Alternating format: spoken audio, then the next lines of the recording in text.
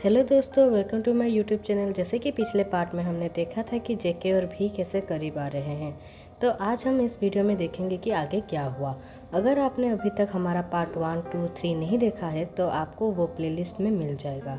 तो चलिए आज का वीडियो शुरू करते हैं।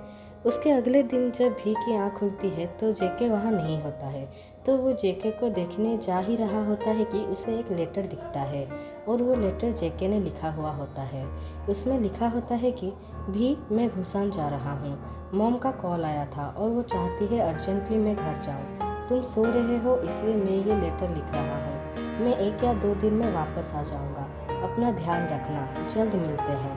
बाय, योर्स जेके। लेटर पढ़ के भी जेके को कॉल करता है पर जेके का फ़ोन नहीं लगता। थोड़ी देर बाद भी रेडी होकर ऑफिस जाता है। जब ऑफिस पहुंचकर वो जेके के डेस्क को खाली देखता है, उसे वो बिल्कुल अच्छा नहीं लगता। भी अपने मैनेजर को कहता है जेके छुट्टी पर है, इसलिए जब तक वो नहीं आता वो उसका कॉफ़ी लेकर आए। इतना कहकर वो अपने कमरे में चला जाता है। दिन भर वो जेके को बहुत मिस करता है और बार बार उसके खाली डेस्क को देखकर यही सोचता है कि काश वो जल्दी आ जाए। 2 दिन बाद जब भी ऑफिस आता है तो वो देखता है कि जेके अपने डेस्क पर बैठा है। वो जेके से कहता है अंदर आओ, बात करनी है। जेके भी की रेगुलर कॉफ़ी लेकर अंदर जाता है तो भी पूछता है तुम मेरे कॉल्स या मैसेजेस का रिप्लाई क्यों नहीं दे रहे थे? तुम ठीक तो हो ना? कुछ हुआ तो नहीं? तो जेके कहता है सब ठीक है। तो भी कहता है अगर सब कुछ ठीक है तो कॉल्स और मैसेजेस का जवाब क्यों नहीं दे रहे हो? तो जेके कहता है सॉरी सर, कुछ पर्सनल प्रॉब्लम था, मैं नहीं बता पाऊँगा। तो भी जेके की तरफ हैरानी से देखता है और कहता है पर्सनल मैटर, क्या हो गया है तुम्हें? तो जेके कहता है मुझे अपने डेस्क पर वापस जाना चाहिए। और वो जा ही रहा होता है जब भी उसका हाथ पकड़ लेता है और कहता है जब तक तुम मुझे नहीं बताओगे तब तक तुम नहीं जा सकते। पर फिर भी जेके कुछ नहीं कहता और अपने काम पर वापस चला जाता है। जेके बहुत उदास होता है और भी उसे उदास देखकर खुद भी उदास हो जाता है। ऑफिस के बाद जब भी जेके से पूछता है क्या तुम्हें मैं घर ड्रॉप कर दूं? तो जेके कहता है नहीं, अभी घर नहीं जाऊंगा मैं, मुझे कहीं और जाना है। भी कहता है चलो मैं वहीं तुम्हें ड्रॉप कर देता हूँ जहाँ तुम्हें जाना है। तो जेके मना कर देता है और चला जाता है। थोड़ी देर बाद भी जब ट्रैफिक में होता है तो वो देखता है कि जेके किसी और के साथ कॉफ़ी कैफ़े में बैठा है और वो लड़का जेके के बहुत क्लोज भी लग रहा होता है। भी को बिल्कुल भी ये अच्छा नहीं लगता और वो चला जाता है। अगले दिन जब जेके कॉफ़ी लेके भी के कमरे में जाता है तो भी कहता है अब कैसे हो तुम? तो जेके कहता है मैं ठीक हूँ।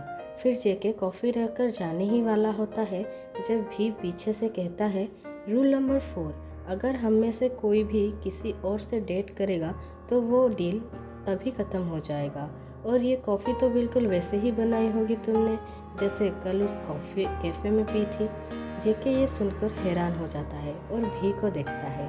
तो भी जेके के पास आता है और पूछता है जेके वो लड़का कौन था तुम्हारे साथ? और झूठ तो मत ही बोलना, मुझे सच सच बताओ कौन था वो? तो जेके कहता है वो मैं नहीं बता सकता, वो मेरा पर्सनल मैटर है। गुस्सा हो जाता है और कहता है क्या पर्सनल मैटर है? ऐसा क्या है जो मैं नहीं जानता? तुम्हारे स्कूल से लेकर तुम्हारे कॉलेज तक तुम कहाँ पढ़े हो ये पता है, तुम कहाँ रहते हो और तुम्हारी फैमिली कहाँ रहती है वो भी पता है, तुम्हें खाने में क्या पसंद है और क्या पसंद नहीं है ये भी पता है, यहाँ तक कि किस चीज़ से तुम्हें एलर्जी है वो भी पता है, तुम्हें आगे क्या चाहिए, तुम्हारा ड्रीम क्या है वो भी पता है।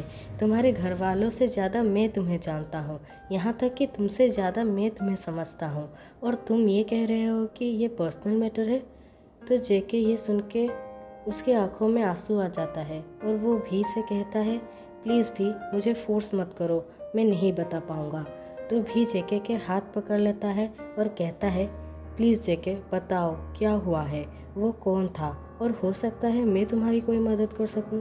मैंने हमेशा तुमसे कहा है कि तुम मुझे कोई भी बात बता सकते हैं। कि धीरे से कहता है वो मेरा होने वाला पति है।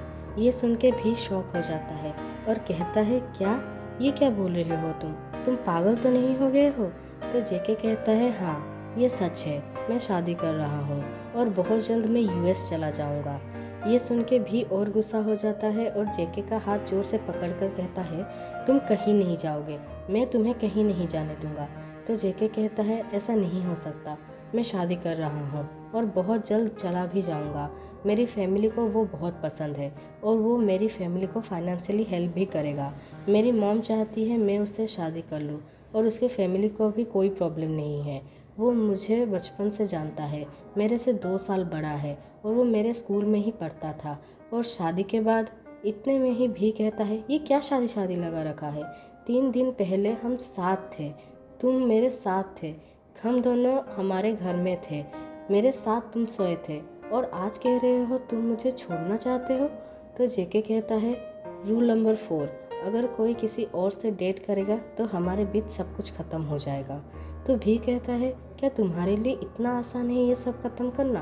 तो जेके कहता है, हमारे बीच कुछ मुश्किल था ही नहीं। तो भी कहता है, तुम सच में ये कह रहे हो, क्या तुम्हें सच में कोई फ़र्क नहीं पड़ेगा हमारे अलग होने से।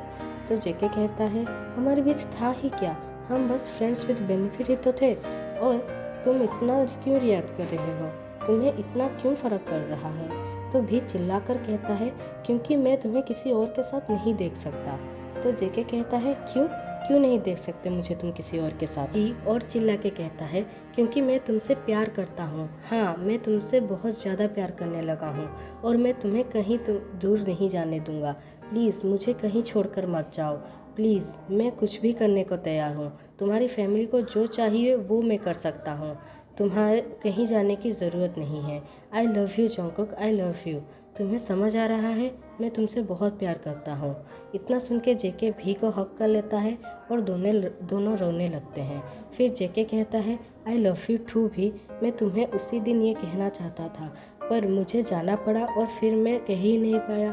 फिर भी कहता है, कोई बात नहीं, अब तुम्हें कुछ भी कहने की ज़रूरत नहीं है, मैं सब कुछ संभाल लूँगा, तुम्हारी मॉम से भी कल ही बात कर लूँगा, बल्कि अभी चलते हैं, आज ही बात करेंगे। ये कहकर भी जेके का हाथ पकड़कर सबके सामने से ऑफिस से निकल जाते हैं। 1 हफ्ते बाद उनकी शादी हो जाती है और आज वो दोनों अपने हनीमून जाने के लिए पैकिंग कर रहे हैं। जेके कहता है, भी तुम्हें कब पता चला कि मुझे टर्की जाना है और इस्तांबुल घूमना है।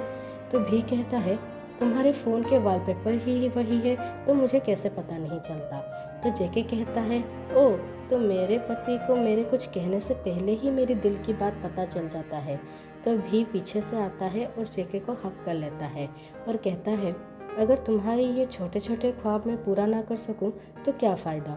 ये सुन के जेके बहुत खुश हो जाता है और भी को लिप्स पर किस कर देता है और भी उसे टाइटली किस करने लग जाता है और वो दोनों किस करते करते अपने बेड पर गिर जाते हैं।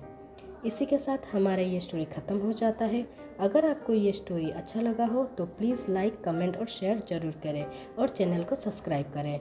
मिलते हैं अगले वीडियो में एक नए स्टोरी के साथ। Thank you.